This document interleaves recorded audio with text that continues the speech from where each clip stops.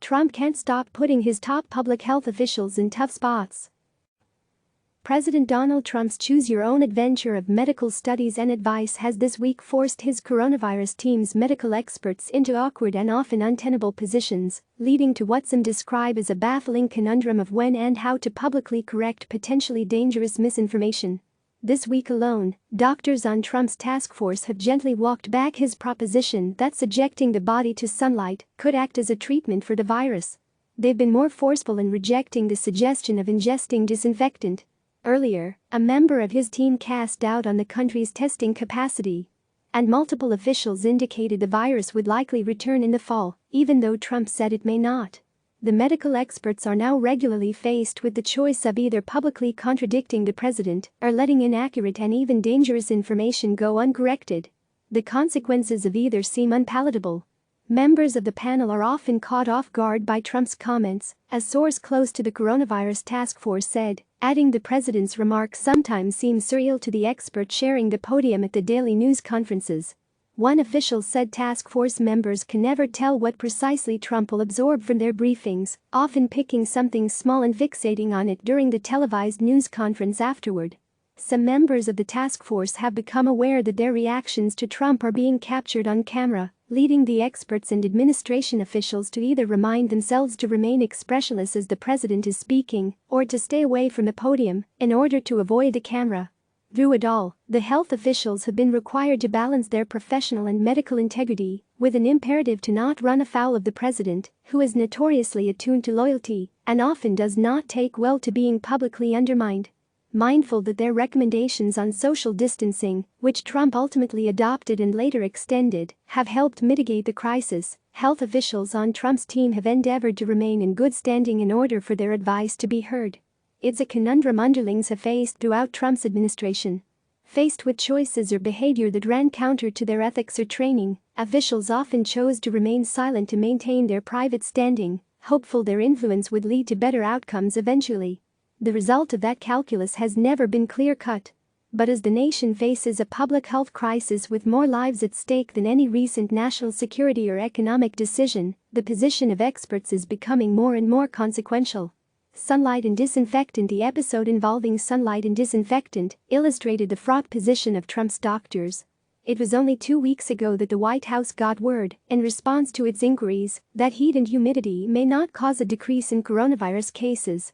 After receiving a request from the White House Office of Science and Technology Policy, researchers at the National Academies of Sciences, Medicine and Engineering delivered a report on April 7, indicating a decrease in cases with increases in humidity and temperature elsewhere should not be assumed. That ran counter to what Trump had been suggesting for weeks, that warmer weather may cause the spread of the virus to slow. The report went unmentioned during the president's daily coronavirus briefings. This week, when another government report emerged showing that sunlight might have an effect in killing the virus in the air, it was a different story. After seeing news coverage of a leaked version of the report, Trump called in the head of the Department of Homeland Security's Science Division that produced it for a private briefing in the Oval Office. He liked what he heard so much that he invited the official, William Bryan, to present the same information to the media during his early evening briefing.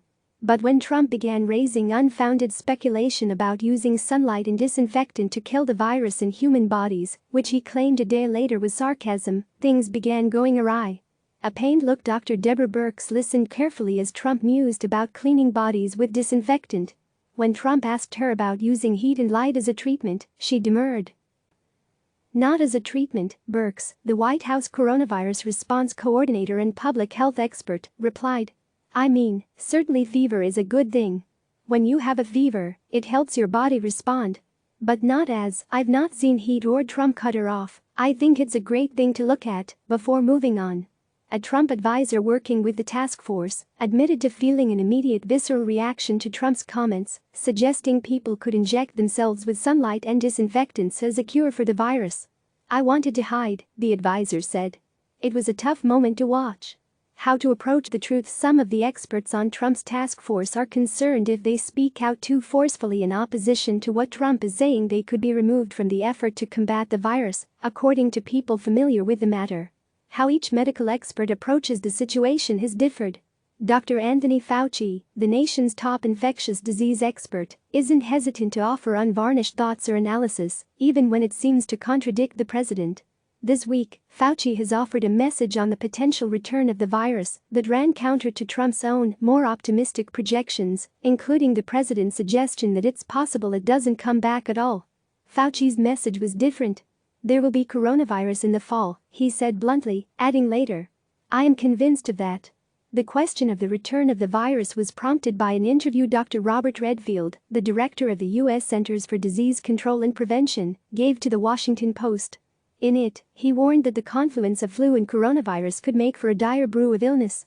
Trump, apparently outraged at coverage of the interview, claimed Redfield had been misquoted.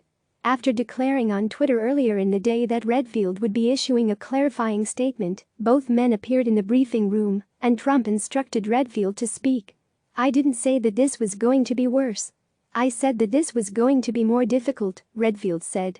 But pressed on whether the words printed in the Washington Post were what he said and not, as Trump said, misquotes, Redfield affirmed they were. A few days later, Trump was forced to confront another interview, this time one Fauci gave to Time magazine.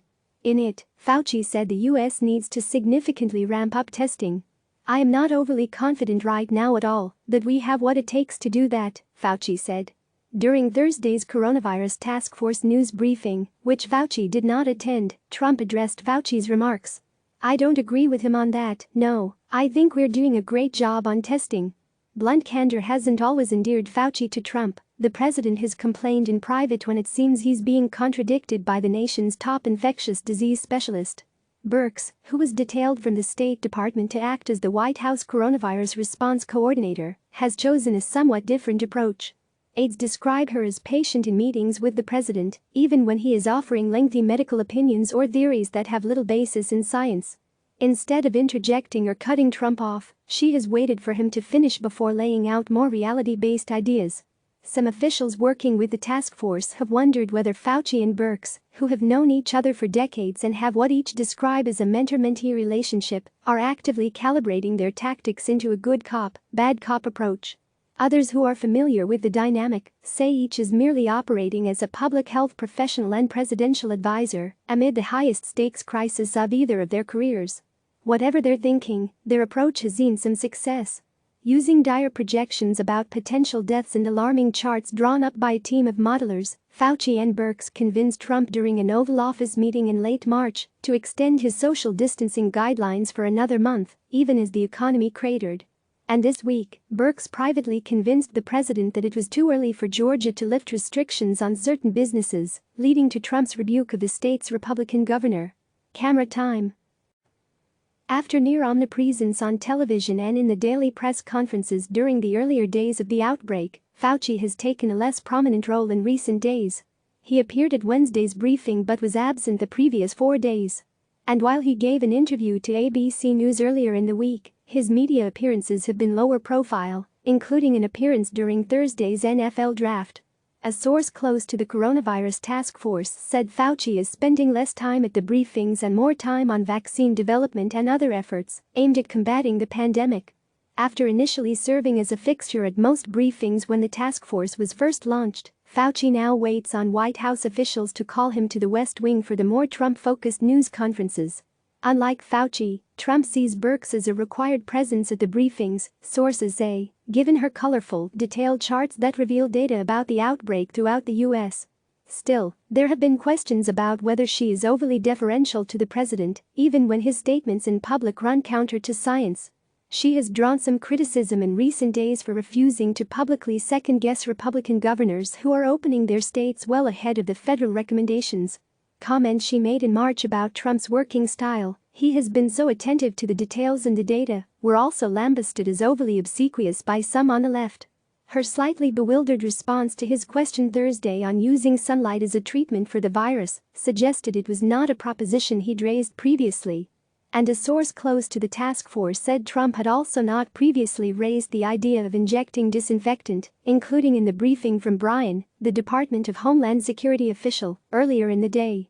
On Friday, Trump claimed his comments were sarcastic and made to see what would happen. But the suggestion nevertheless prompted loud outcry from medical experts and even from Lysol, the major maker of disinfectants. Asked about Trump's suggestion during a CNN town hall on Thursday evening, the head of Trump's Food and Drug Administration, Dr. Stephen Hahn, was also forced to offer this advice. "I certainly wouldn't recommend the internal ingestion of a disinfectant." Even the White House itself tacitly offered its own health guidance in the form of a correction to the official transcript of Thursday's briefing. Sent on Friday morning, the new transcript corrected Birx's response to Trump's question about using sunlight as a treatment. Initially, the transcript quoted Birx saying that as a treatment, the accurate version read not as a treatment.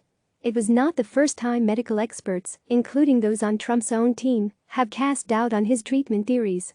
Fauci has cautioned in public and private that the treatment Trump has touted the loudest, the anti-malarial drug hydroxychloroquine, hasn't yet proved effective. Trump has largely stopped raising hydroxychloroquine in public, and his favorite television network, Fox News, has also ceased its once frequent coverage of the drug. Still, Trump denied he'd given up on the drug during Thursday's briefing. "We've had a lot of very good results, and we had some results that perhaps aren't so good," he insisted. "I don't know. I just read about one, but I also read many times good. So, I haven't at all." Click subscribe to receive the latest news.